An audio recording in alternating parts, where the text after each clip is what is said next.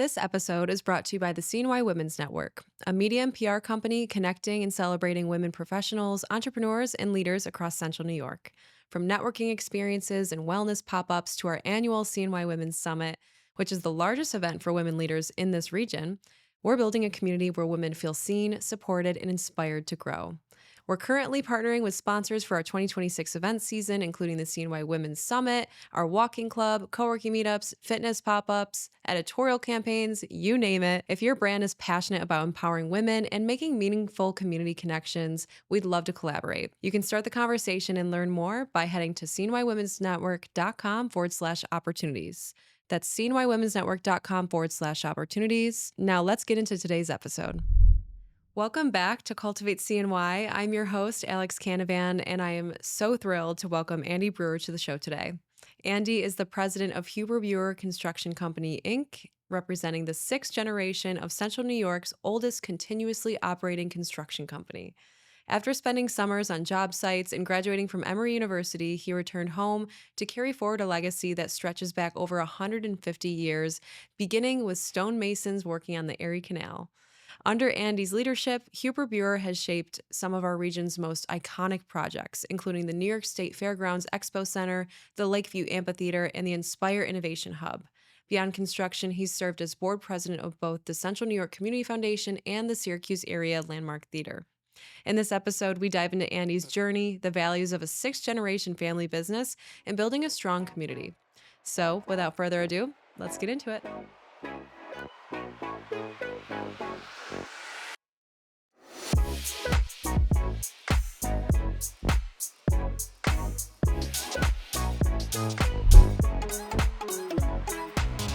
Andy Breuer, welcome to Cultivate CNY. Thank you. Nice to be here. It's great to have you here. You're, obviously the president of Hueber-Breuer Construction, but your family... No, it's Breuer. Don't scare me. Don't scare me, okay? This is very nerve-wracking. No, it's good. This is very serious stuff, It's Andy. my nonconformist ancestry. Most brewers probably ended up with a W, but somebody must have had a fight at Ellis Island and said, no, we're going to keep that U. So, yeah, may as well, right? That's right. Back then, you could do whatever you wanted. That's right. So your family were stonemasons from Europe that just came here and started working Wow, you did your on research. the Erie Canal, right? Yes. The Hubers came from Alsace-Lorraine, France. And we suspect they landed in like the Manoa or Fayetteville area because of the mason opportunities. So the Erie Canal was already constructed at that time, but there was still a lot of maintenance of the canal and all of the feeder canals that fed in to maintain the water level. So like Cazenovia Lake at one time was a feeder body of water for the canals. So how you got the water from those feeder bodies into the canal to keep the levels correct with all the locks and whatnot, it's pretty fascinating. So apparently that's what my ancestors were doing. By the way, you've already offended me. I listened to Evelyn's thing. She comes in here, and the first thing you talk about is her fit check and how great she looks.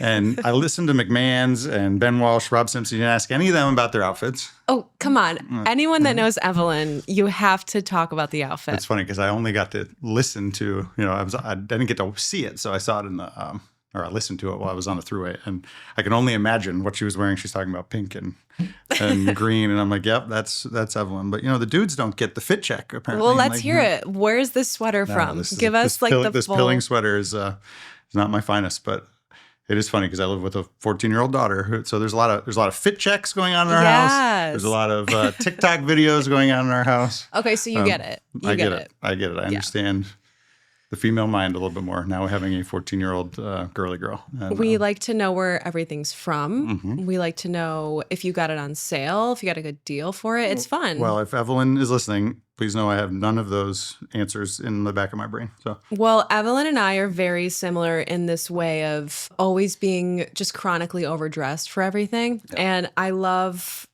that Evelyn is not afraid of an outfit change either. Now I have to go back and watch the videos of Ben Walsh and Ryan McMahon and Rob Simpson and all these guys and see what they were wearing, if they merited the fit check. Well, or the TikTok videos. You're in a little bit of a different line of work. I'm sure nobody really cares about what cardigan you have on, although it is a very nice cardigan. So if you guys are listening to this, please go to YouTube and watch the full video episode. Thank you for reminding our listeners that this is a video podcast too. That's true. Anyway, stonemasons, right? Is that where we started? Stonemasons. That's right. So your family has been essentially in the construction industry for over 150 years. Yes. 6 generations. Since Moby Dick was a minnow, I like to say.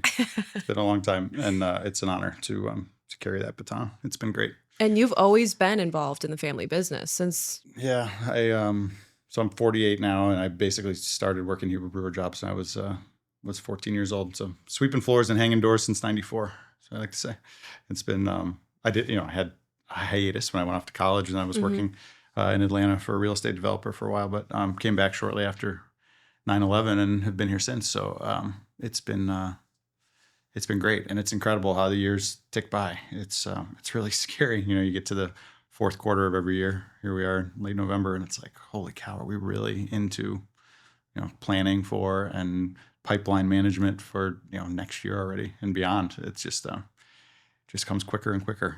Long days and short years, I guess. Yeah. I mean, you guys are doing some pretty major stuff. What are you most proud of accomplishing this year in 2025? Definitely the INspyre Innovation Hub Tech Garden. That's awesome. Yeah. It looks beautiful. It's just such a testament, I think, to kind of the rebirth, the revitalization of this city. Mm-hmm. And having walked through there, pretty much weekly since we had the ribbon cutting, and already seeing like the vitality, the energy. Talk about how soon could we possibly be working on the third floor to get that fit out? Because right now it's just empty, tempered space. It's just awesome to see the buzz around that project, and it also, that talk about a fit check. Like that building's got a look. Yes. It's got that exterior video wall, and just has a great vibe about it. And I think it's just a source of pride for everybody that's been involved in building it and funding it, and certainly the whole Center State community. So it's just been an honor to work on it. And projects like that are what make the job worth it, the fabric of the community kind of jobs. Mm-hmm. So I imagine it was a super collaborative kind of project. Absolutely. Who did you guys work with? Well, first and foremost, like the design and construction team. So QPK Design, we're the architects. And then we worked with E. Smith Construction as one of the main contractors and ourselves. And then obviously we're kind of the conductors of this orchestra. We don't really self-perform any of the work. We oversee it all and make sure that things stay on budget and stay on schedule. And those are always challenges. But of course, working with the Center State team, starting with Rob, but Ben Sayo and John Liddy and Lori Dietz and Nora Spillane, and just great group of people. And I think it's yet another feather in the cap of this revitalization and Center State's whole approach to how we energize this economy. Absolutely. And it really, just the look of everything, it does matter, especially when you're trying to evoke, inspiration or certain feelings to the community members about where we're headed in Syracuse and central New York. I even feel that with, obviously everybody groans about the highway construction, but if you head north from Syracuse towards the airport and you get out by the mall there and you see how some of those bridge abutments are coming, and just the improvement to the fit and finish of some of that newer infrastructure, it will have such a subtle and yet important, I think, effect on community pride. And we have such a litter problem in this community. It drives me absolutely insane. Sometimes I think that, when you can't look out at a highway on-ramp and have any source of pride for it, then okay, you're that much more likely to, throw your McDonald's cup out the window. And it's like, it just drives me insane. But hopefully with all these incremental improvements, like people will start to take a little bit more community pride in it. And hopefully that's almost a subconscious response. I hope it is. But that's one thing I like to see with some of these infrastructure improvements, despite the obvious challenges to traffic and everybody's daily commute. But we do not have a traffic problem in this community. It'd be a blessing if we did, I think. Yeah. Traffic has been a little bit tighter than usual lately, but I 100% agree. Because whenever I am driving on the newer roads, I always take notice of that. And I'm like, oh, this feels so good. Like I can't really explain why it feels good, but it does. And one step backwards, 2 steps forward. We'll get there. And, we rise to the expectations of our environment, right? So if we're driving on nice, clean roads, then we're probably going to operate a little bit more high level in our everyday lives, hopefully. I hope there's that, subconscious effect. We'll see. So construction is one of those industries that shapes the way a community feels about itself. This is what we're talking about right now. Yeah. What's one thing people often misunderstand about what goes into big community infrastructure projects? Obviously, we're seeing it at a major level with Micron. The amount of pre-design and environmental engineering and wetlands engineering and all these things need to kind of happen at the entitlement and the engineering stage. Obviously, the bigger the project, the higher the hill to climb with all that stuff. But what's nice about it is when you can see everybody working in harmony, all the kind of economic stakeholders that do make these things a reality. We're in the process of finishing out in East Syracuse a precision manufacturing business called TTM Technologies. They had purchased Anaren Microwave a number of years ago. And so now we're building a new facility for them, and we're doing it on a very fast track basis and kind of integrating a bunch of their process equipment. They make printed circuit boards, which if you smashed open your computer or your television, that green printed board that all the microchips are plugged into, that's what they make there. And they do a lot of it for the defense industry. To do a project like that takes the, town of DeWitt, the county of Onondaga, the state of New York for funding and otherwise, federal resources through Schumer's office and others, Center State CEO, a design community, an engineering community, a construction community, and to be able to fast track some of those things and pull it all together, that's our job, and that's what makes our business, I think, rewarding to kind of see it when all cylinders are firing like that. And there's so much that goes into those things and so much planning, and people always wonder why it takes so long. But then when it finally happens, it's kind of like you stop driving on some of these roads for 4 months and all of a sudden, they've reopened that. It's ready, but so much of it is in the planning and the lead up. And I think we're finally starting to see the fruits of some of those preliminary plans in a lot of parts of this community right now. Yeah. And you guys are fast tracking this project, but how long does it typically take to plan and wrangle everybody up and get buy-in and have the meetings, have the conversations? Like, what is that kind of, I'm thinking of it as like pre-production. Sure. Because I'm in this, world. Any project. So right? It's really. Well, also a film project, a audiovisual production of some kind. It always takes that same level of, I'll say the same allocation of time for the pre-production as well as the post-production, right? That you need to apportion that level of work to the actual time that you're, in my case, on site building the work. But it's kind of nice about our jobs. We kind of have, in general, a 2 to 3 year cycle for any project, because any team, any job, there's going to be kind of fatigue. You get to the end of the job and there's always like, okay, you're stuck with the punch list in those last few items. So it's nice to kind of be able to have a new beginning. Finish up a job every 2 or 3 years and then move on to a new one, and know that you've got that tangible result that's going to stand there for 200 years after you're done. But you've been doing this too long. When you tear down jobs, you actually, have constructed yourself. We've had that a few times the last couple of years. When we built the new Centro bus terminal, we had to tear down a building that Hueber-Breuer had constructed a number of years ago. And I'm like, holy cow, this, you're getting old when you're tearing down your old work. Yeah. But it happens, and it's part of that cycle, right? Mm-hmm. Yeah, that's life. I mean, this probably isn't a good example, but I knew I was getting pretty established in my makeup career when my clients were getting divorces. There you go. You're on the second wedding. Yeah, exactly. Yes, that's the equivalent to tearing down the American Red Cross building where the Centro bus station now stands. So you've managed projects that literally probably 99% of people listening to this show have interacted with, like, for example, the amphitheater. Yep. When you look at where Syracuse is today, what excites you most about what's being built right now?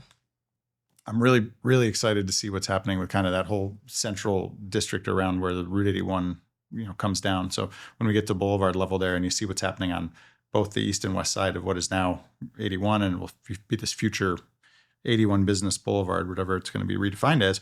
But you've got a bunch of new investment that's going into upstate hospital and especially to the emergency room, which I think is vital. Mm-hmm. And then on the other side, you've got all this activity around the Blueprint 15 East Adams neighborhood, which I'm really honored to be involved with. And I think it's going to be pretty incredible. I mean, it's a leap of faith for some of the folks who reside in that community now. But I think most of Pioneer Homes and some of those homes they're kind of beyond their useful life, right? So you get to 50 or 75 years there, and those 2-story homes are probably ready for an upgrade. So they're going to, take 600 existing housing units there, and over the next decade, there's going to be 1,400 built. So, taller, in some cases more dense, but also a lot more amenities. And hopefully that Children Rising Child Care Center comes back on, and there'll be some nice commercial areas and some nice park areas. So, I'm very optimistic that that's going to be a nice improvement on the west side of the highway. I think coupled with, the ongoing improvements on University Hill and especially at Upstate, I think that's going to be a really interesting transformation for the next decade or so. Yeah. The East Adams redevelopment project is huge. I mean, I feel like all we've been really hearing about is the issue with housing here, Right. especially as we're going to be continuing to grow and increase our population with Micron coming in. What do you think people don't understand yet about how transformative this project could be for this area? Number one, you have to look back at historically a neighborhood that was, probably mistreated in the conversation around where that highway should have originally been.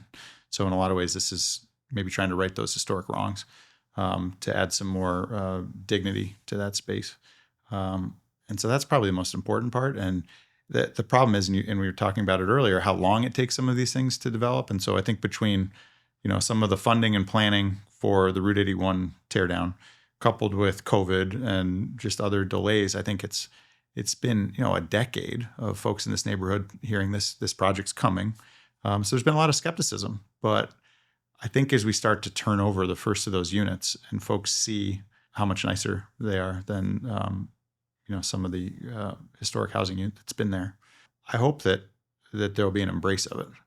And yes, you're always losing some element of community, of kind of that front porch, neighbor mentality when you go to a more dense or a taller product. But I think that the connectivity to other parts of the city, and especially University Hill, will make it feel a lot more inclusive too. That it's not so isolated, that there's not a wall there where the highway is. So, it's going to be a give and take, but something's got to change there. And I think Bill Simmons' his group at SHA, and with Sharon Owens coming on now, I think there's just going to be a lot more momentum to get things going. And obviously the folks at the Allen Foundation and Blueprint 15 have been vital in getting all this stuff off the ground. So it's just a bunch of great stakeholders coming together to do what's right for the community. Yeah, and it's a huge team effort. I'm really, really excited and interested to see how downtown transforms and how the East Adams area transforms too. But just like what our city and the experience of being in our city becomes, I just moved back downtown. So I am a city dweller once again. I think the stat I heard from the downtown committee was we're at like 4,000 downtown residents now, or approaching 4,000. So it's starting to feel like there's enough, economy of scale. And once you get to that level where then you can support some of the amenities, the resources, hopefully get a better market scene downtown, having more life in the storefronts on the ground floors of these buildings. So we got to get to critical mass, and it seems we're getting closer. Yeah, we just need more people, right? To be That's downtown right. At least. Well, and you need the housing downtown to support it. I lived downtown for 8 years. I lived in Armory Square when I first came back. And frankly, it was a lot more affordable to try to, even then, 2002 or whatever, to be renting in Armory Square. And there just weren't that many units. And now you're seeing a lot more projects that aren't right in, say, downtown, Armory Square, Hanover Square, but pushing out. We've been able to do a couple of those, like the Dietz building and projects like that I think start to expand the footprint of downtown a little bit. And then you can rely a little bit more on walkability and ride sharing. You don't necessarily need to have a car. The scooters are a little more prevalent. Yeah. Like all of those things are starting to contribute to the beehive. The scooters are such a thing now. How can't people just leave them in the upright position with the kickstand? I don't get it. I know. That goes right there with my litter complaints. That is one of my biggest pet peeves, is seeing just a scooter like half off the curb, just on its side. Like you can just imagine how the person got off Toronto. of it. You go to Toronto, it's a huge city, but it is tidy. There's no litter. I went to Toronto for the first time this March, and I was very impressed with it. It is. It's very tidy. I mean, it's crazy to get around there, and traffic's horrible and everything. But the tidiness of it, I think, and frankly, most Canadian cities, something that a lot of American cities could emulate. Our northern neighbors. Yeah. What do you think that is? What do you think it takes to keep a tidy city like that? I don't know. What are you're Canadians far too young getting for right? it, but back in the day, there was a litter campaign in Syracuse called Dunk Your Junk, and they had on all these on all the waste paper baskets on the corners in downtown Syracuse, they literally put a backboard with a net on it. and they were encouraging people, in this like Syracuse basketball heyday. So Okay. they had like That's some cute. cheesy commercial, dunk your junk, and there was a jingle or whatever. And I distinctly remember it. I'm like, we need something that is going to, capture everybody's community focus Who was on litter behind that prevention. campaign? That's like a solid I campaign. don't know. I guess it was probably City Hall coupled with Syracuse basketball. There must have been something like that. I got to look it up. It's been a long time. I wonder if we could even find that video. Dunk your junk. I don't know what made me think of that, but yes, Toronto and being there recently just makes me appreciate the tidiness of cities. I'm traveling to Japan in February with my family, and the one thing everybody says is, "You're not going to believe how clean it is." I'm like, oh, I'm looking forward to that. Yeah. Appreciate the. I also heard Singapore is really nice and clean and very safe. Yes, and I think very punishable if you should litter. So there's punishments for that. Enforcement goes a long way.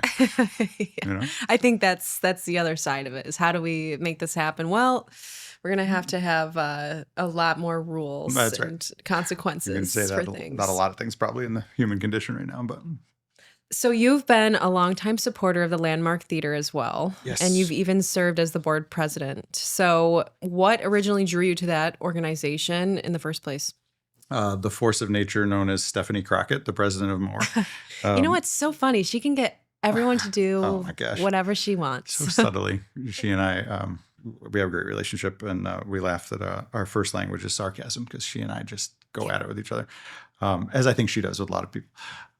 She is a wonderful advocate and asset for this community. And anyway, when the Landmark was coming out of some tougher times, 10 or 12 years ago, she took on the board president role at a pretty challenging time. And Hueber-Breuer just finished the Stagehouse expansion, where we kind of blew out the back end, the west end of the stage, so you could accommodate really these true Roadhouse Broadway productions. So everything that Famous Artist does now, the Wickeds and the Lion Kings and Hamiltons and all those, like, we did not have the physical capability to host a production like that until 2014, I think it was.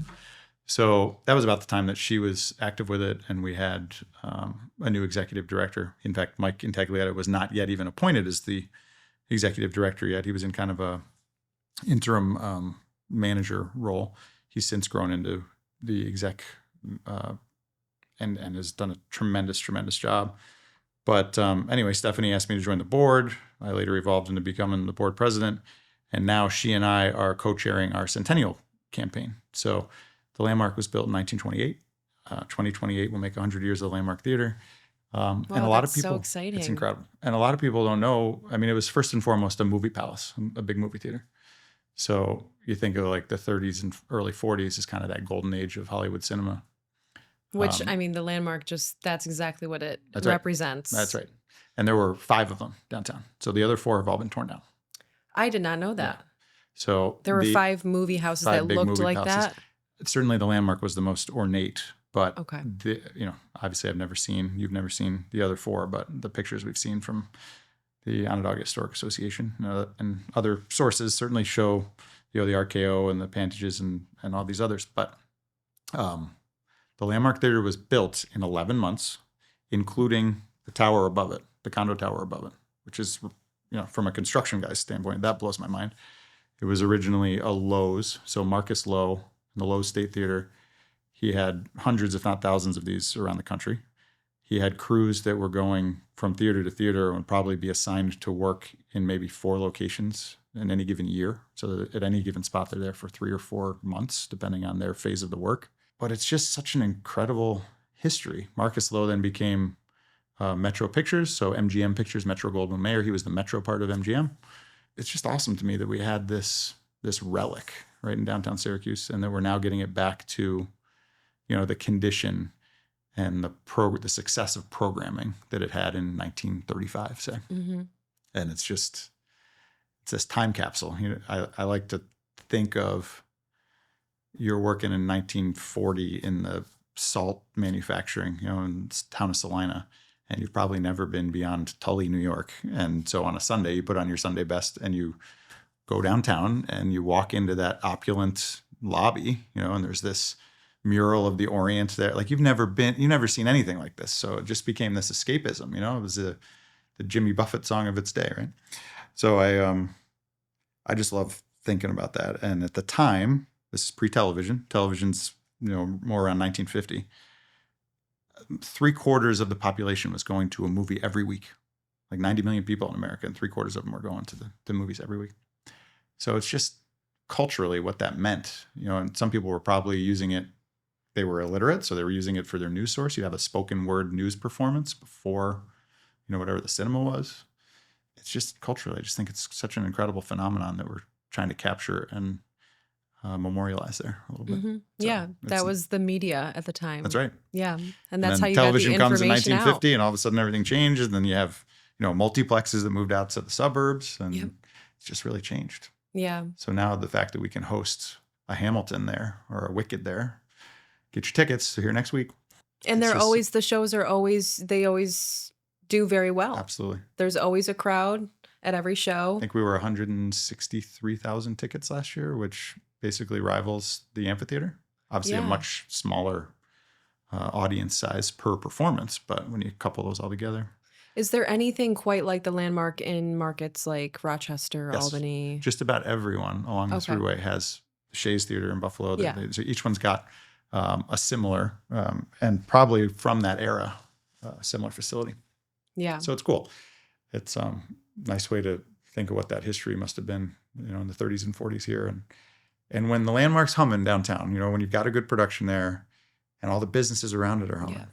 And that economic development and economic activity, it just feels like such a barometer of this community and hopefully the right trajectory that we're on. Mm-hmm. So I don't know. I just love it. And obviously we're such a historic organization at Hueber-Breuer that I like those ties. We certainly didn't build it originally, but the fact that I got to play a role in the expansion in 2014 and now to redo the renovations, it's just, it's a nice honor. And if you haven't been in there since we finished some of the interior restoration, I mean, it is glistening gold in there right now. It's just so opulent.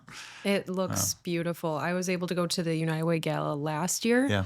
And I was just like, gosh, this is such a special venue. I've had a friend who's gotten married at the Landmark. Her photos look incredible, just so regal, Well, if I can make my plug for our campaign, landmark100.org. So if anyone's interested in learning more about giving or, giving of their time or treasure, we're happy to always take all comers. So 2028, we got a little bit more money to raise. We had an $8.6 million campaign that, we've now come out of the quiet phase with about 1.6 left to raise. So that's great. Wow, that's impressive. So we got 2 years to raise the remainder and finish up the auditorium and then on to the next project.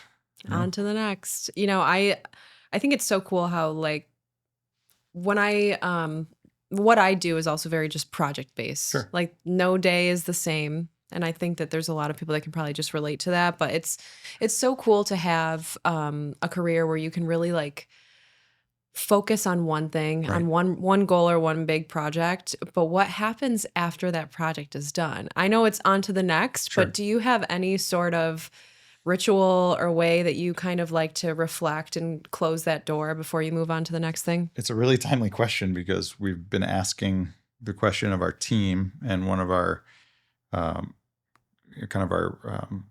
planning pillars right now for looking ahead is what are we doing to better celebrate and also do the kind of good, bad, and ugly look back on a project as part of the post-construction process.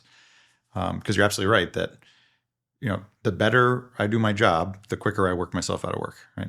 And it's kind of the same with production projects like this. And so, you're only as strong as your next project. And so too often we kind of are in the hunt, the pipeline for the next job. And as you get out of that kind of fatigued moment of the last month of the former project, you don't put enough time in to reflect upon it, both to, celebrate it, but also to learn to do better on the next one. Mm-hmm. So it's definitely something we're trying to do better with, and we can always do better with. Yeah, and celebration's important too. I mean, for me, one big project I think about that I'm still figuring out how to manage my emotions after it's done is our annual summit. And that event, it's the largest event that we host all year, brings in around 500 people. And I mean, at least for the 2 months leading up to that date are just go, go, go. Your nervous system kind of just keeps ramping up, and you get used to this really operating in this level of performance, chaos, Sure. pressure. But to be honest, I love it. It like makes me feel so alive. It makes me feel like I have such a purpose. Of course. But once that day is over, You just want to decompress. it's you got to keep it going, but the dopamine does start to drop. No doubt. And there is this weird like faint depression that just lingers for a few weeks afterwards, because all of a sudden you don't have this ginormous goal that you're working towards. Sure. Right. But of course there's always something else to do. Yeah, we get that buzz with, when we have proposals and you have in-person interviews and presentations. I mean, we don't have to do it all that often, but there's always that dopamine lead up to it. And, hopefully you go into it with all that gusto and your enthusiasm for the project shows, and, keeping that enthusiasm despite the setbacks of, you're constantly managing budget and schedule for a job. So, it can wear you down, and the fatigue is real. And, like every other role, especially after COVID, the mental health issues and just trying to keep everybody positive and working hard and just invigorated. So it's a challenge in every profession. Yeah. Well, how do you keep, despite all of the problems that you guys probably have to address on a daily basis, how do you keep everybody motivated and happy and moving forward as a leader? I drink Bloom Energy. Juicy orange flavored Bloom. No. They got to cut you a check, Andy. We're just trying to get some product placement here. Bloom, please sponsor Cultivate CNY. You got to drink lots of Bloom, lots of I caffeine. think you need to try one first. What is your favorite? Like, do you drink caffeine? Do you like coffee? Yeah, I'm just a straight up coffee guy. Although I'm trying to, because of like my acid reflux, I'm trying to drink less coffee and drink more of the either like cold brew coffee or mushroom coffee. There's a bunch of people in my office who are drinking some of these mushroom coffees now. I keep hearing about mushroom coffee. I'm sorry, but I just can't. I think it's some of the same stuff, the probiotics and the magnesium and some of these other things. But I don't know. So I try to not be the guy who drinks like 4 cups of coffee today, but I certainly could, and with no trouble. Like I would love to drink coffee all day, but probably wouldn't agree with my esophagus. When you drink coffee, what are you drinking? Is there a coffee shop you like to frequent? No, not really.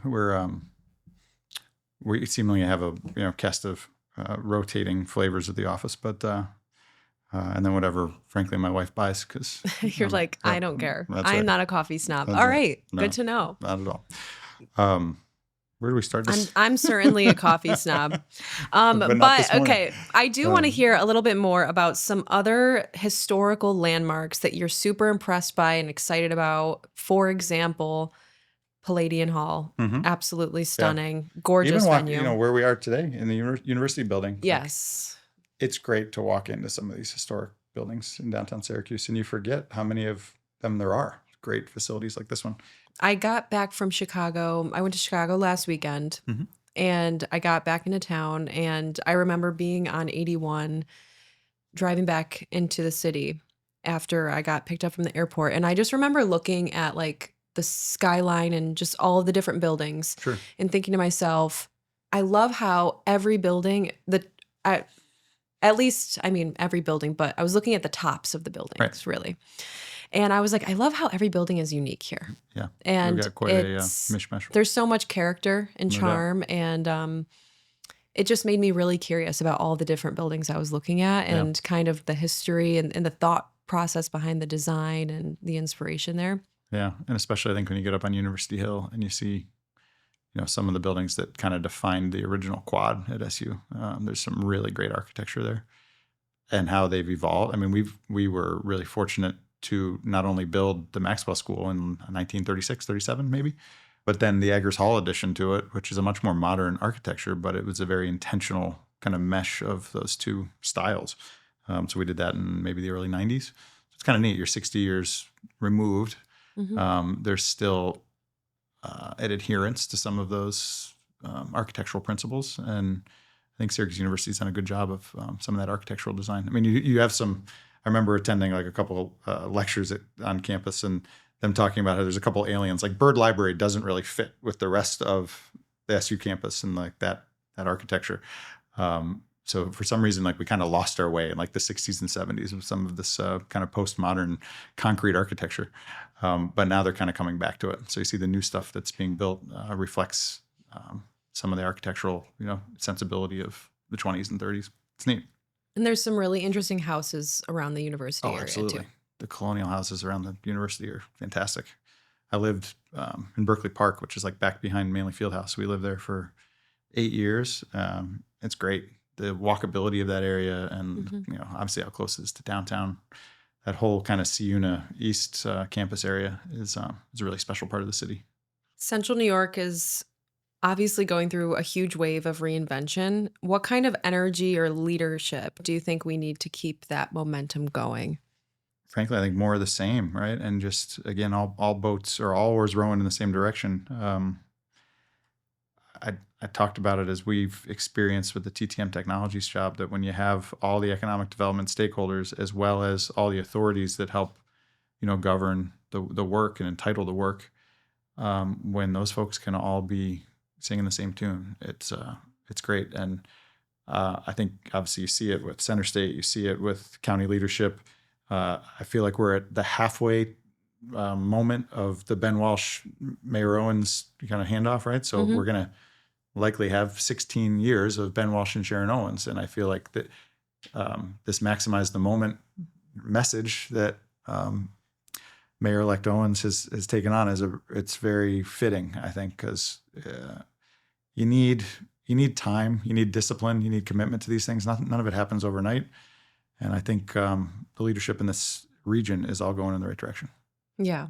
No, everyone's definitely moving in the same direction, and everyone's excited. Yeah. That's something that I really love about being here in this region and being a part of this region, because everyone's just excited to see things move forward. And, like, I can tell in the last 2 years that things are really changing, and to just be a young person who grew up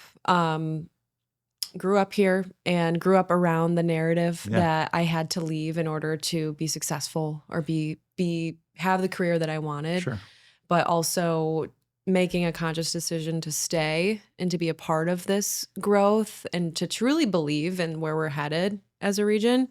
But my lens on that's a little different. I feel like it's great for Central New Yorkers, especially people who are naysayers, to go and live somewhere else. Enjoy the Washington, D.C. traffic or the Atlanta heat or, frankly, traffic. Pick a community, whether you're going to Miami or Atlanta or D.C. or L.A., Phoenix. I feel like you come back here and it's just, you get to breathe a little bit more. The quality of life is definitely, I think, better because you do get to breathe. And I think breathing is important.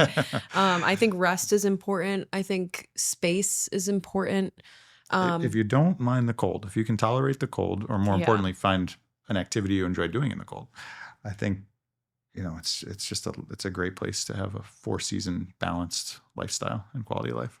Absolutely. And I also think the people here make it too, because I think that I've talked about this before on this podcast and to so many people, but I just think that people's heads are on straight. Sure. You know what I mean? And people have values and So morals. I have a question for you on how people's heads are on straight. So a couple of years ago, the city, the newspaper, Syracuse.com and the paper made the decision they were not going to have anonymous commenting anymore, right? So you don't have this oftentimes critical, sometimes it would get downright nasty.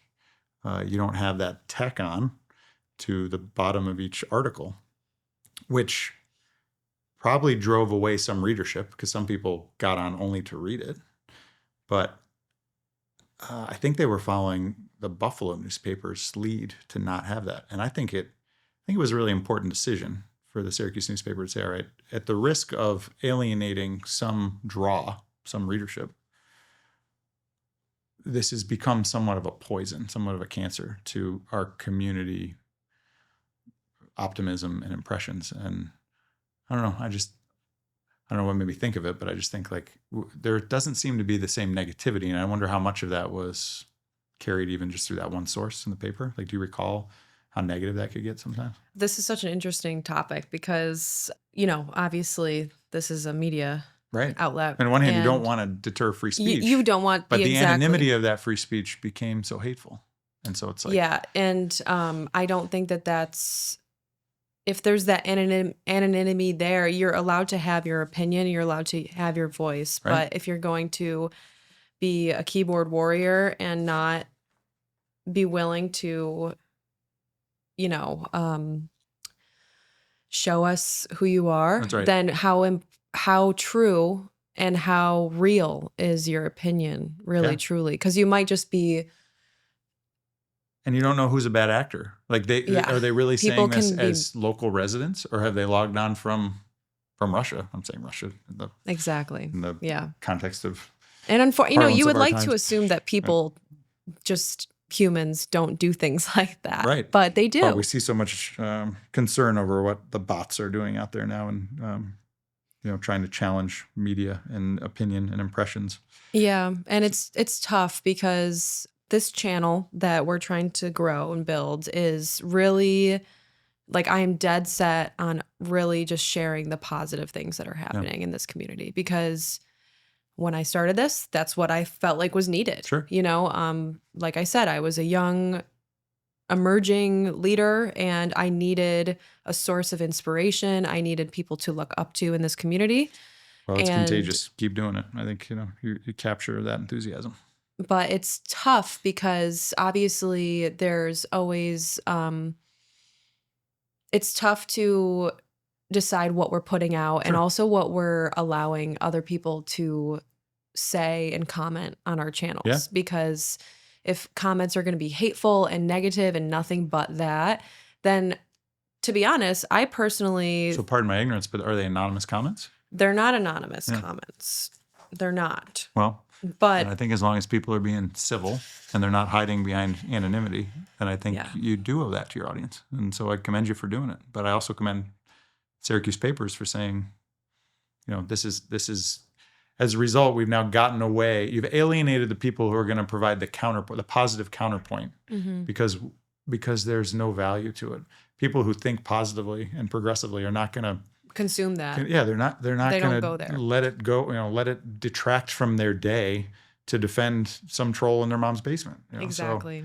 And it's especially as like a media outlet, if that becomes like what they become known for, which in my opinion, no shame to Syracuse.com, obviously, like, very much admire Syracuse.com, but it's just like, for me, being someone that errs on the side of positivity and is very, very particular on what I consume. Yeah.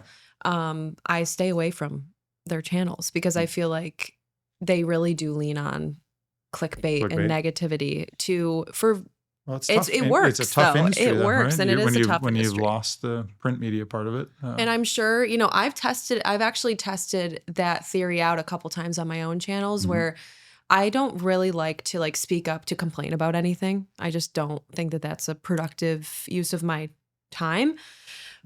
But I've done it before, and I've done it consciously in saying, I wonder if this post will do better than other posts. And it did. It got so much more reach and engagement. And I'm like, how funny is it that this is just how human beings work. That's right.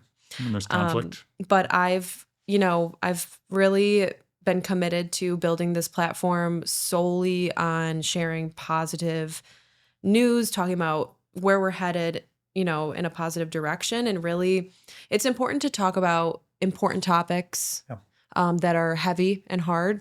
We're going to have our friends from Vera House on next. And God's work. However, I do think I always wonder, I'm like, man, if I really just leaned into the strategies that larger media outlets use for more reach and viewership, like clickbait and things like that, I wonder how big, this brand could be by now. Sure. But I will say that we have grown in a way that I'm really proud of, because our audience is full of people that are just like me, that really just want to hear about and talk about the good things that are happening in this region. Well, there's plenty, in my opinion. So let's close out the episode with some rapid fire questions. Okay. These are going to be fun. These are going to be right. light. What is a hidden gem in Central New York you think more people should experience? I know it should be rapid fire, but I'll just generally speak to the waterways. I really love, I like to paddleboard. So I'll go and loop Casanova Lake, or spend some time in Skaneateles Lake, or the Erie Canal, or even Onondaga Lake. My son rows for the Syracuse Chargers. So put my paddleboard in at Long Branch Park and like paddle over to the amphitheater and see that from the water and stuff like that. So That's pretty impressive. there's a lot Paddleboarding's of, not easy. it's great. I love it. It's great, great exercise. And just, talk about slowing down the pace, stop and smell the roses. Paddleboarding is good from that perspective. So the waterways, see the waterways. I like that. What is the best leadership advice you've ever received? I don't know if it's advice so much as a statement, but I was really fortunate once to be in a position with the Rosamond Gifford lecture series to spend some time with the author Norman Mailer, who, like in college, when I had a heart and a soul, I would read a lot more. And Norman Mailer was one of my favorites. And so he had done this autobiographical book with his son where he was talking about small businessmen in general, the small business person, and talking about how that person leads an existential life. And he's betting that, this is like embedded in my brain, betting that his wit and enthusiasm and his thoughts on what will work in the marketplace will be successful. And we were talking before about it. This is kind of a, you eat what you kill industry in construction. And so what your differentiators are, that's what really defines you. And so I've always thought about kind of the marketing of our business as, well, what differentiates us? And a lot of it is because I just, devoured that quote from Mr. Mailer. May he rest in peace. What does differentiate you guys? I think our locality and our community. I mean, you asked me before which project I was most excited about, and that's the INspyre Hub recently. But in general, as I look at the projects that we have traditionally always got the most out of, or they're the community projects. It's the YMCA at Timber Banks, or the YMCA in Fayetteville, or the Nexus Center in Utica, or the you mentioned before, the amphitheater, INspyre Innovation Hub, projects like that really define community. Those are the ones. Yeah. Okay. Complete this sentence. Central New York is on the right path. I think we've got a really great trajectory going right now.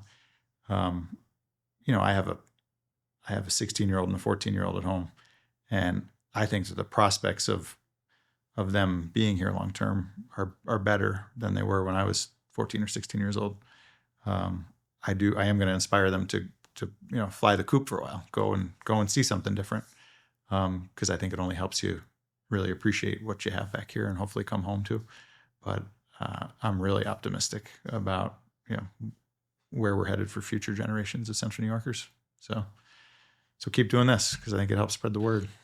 Yeah, I'm going to keep doing this. You keep doing what you're doing. Yes, ma'am. You're doing amazing. This Appreciate was an absolute pleasure to sit down with you and chat with you, Andy. I really enjoyed it. Thanks, Alex.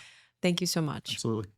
All right, guys, that's it for this week's episode. Thank you so much for tuning in to Cultivate CNY. If you enjoyed this conversation, I'd love it if you left us a quick review and made sure you're subscribed so you never miss an episode.